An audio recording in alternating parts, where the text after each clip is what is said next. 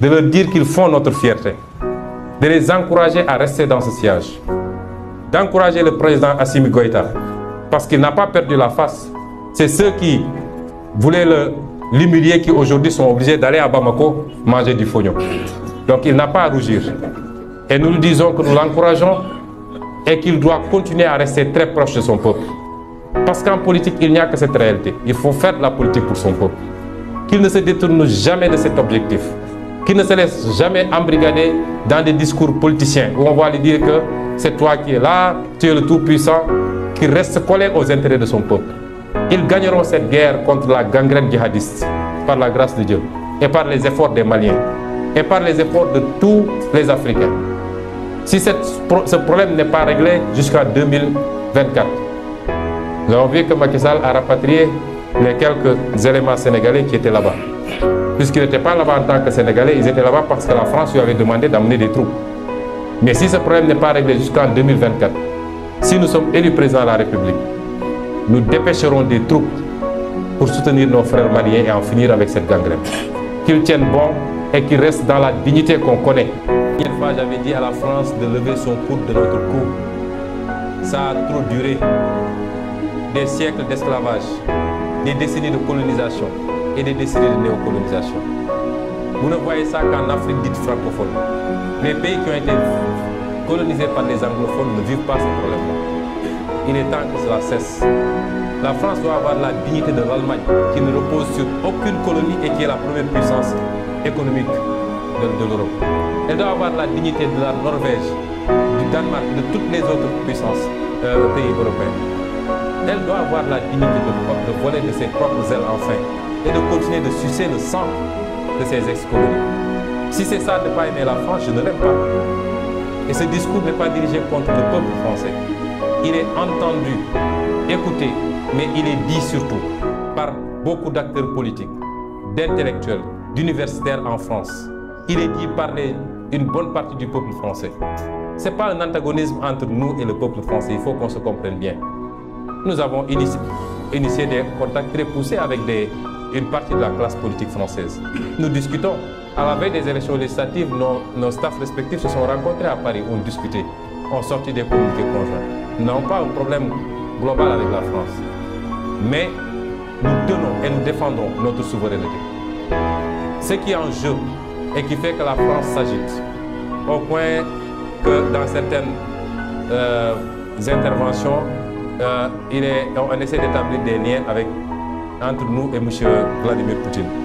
Je tiens à dire que nous n'avons de lien avec aucune puissance étrangère à ce jour. Aucune. Nous n'avons rencontré ou parlé à aucune puissance étrangère à ce jour. Nous ne sommes pas dans cette logique.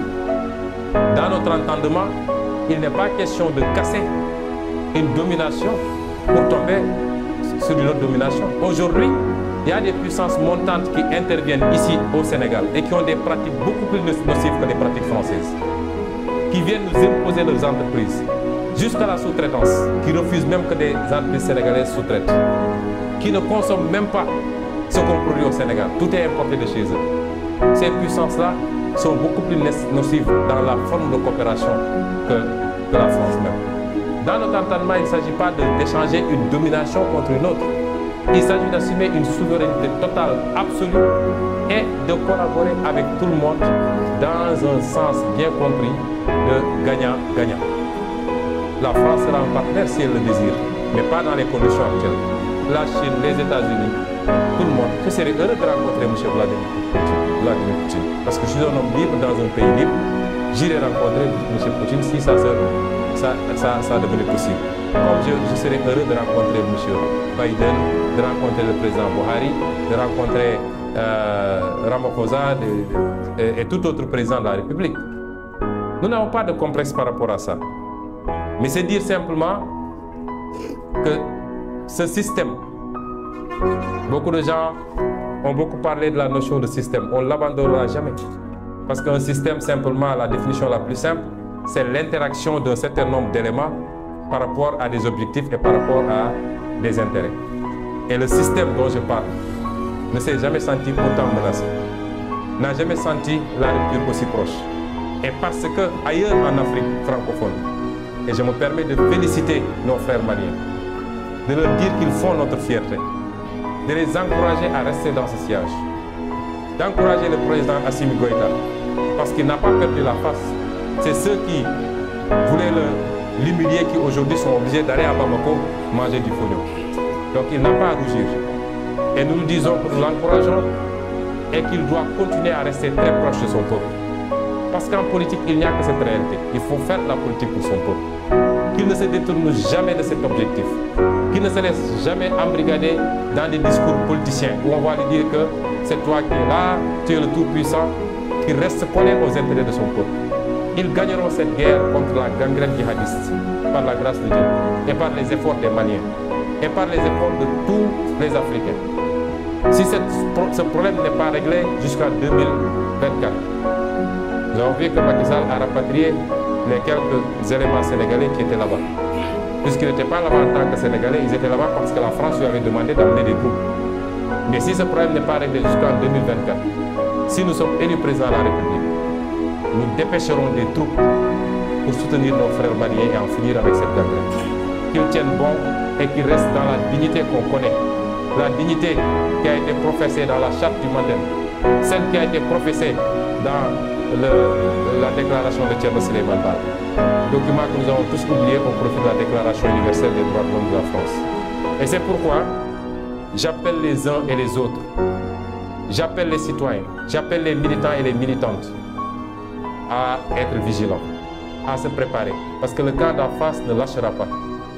Ils ont fomenté un ensemble de dossiers, parce que leur objectif, ce n'est pas d'emprisonner Ousmane Sonko, parce qu'ils savent qu'Ousmane Sonko, à l'intérieur d'une géole, est beaucoup plus difficile à gérer qu'à l'extérieur. Leur objectif, c'est de trouver un motif de condamnation, ne serait-ce qu'au sursis, dans les 18 mois à venir, pour empêcher la candidature de Ousmane Sonko à l'élection présidentielle de 2024. Est-ce que le peuple l'acceptera? Est-ce que vous, militants et militantes, vous l'accepterez? Est-ce que vous, frères africains, vous l'accepterez? Je ne pense pas que oui. Et c'est pourquoi nous vous demandons de vous tenir prêts à faire face à ces projets de forfaiture.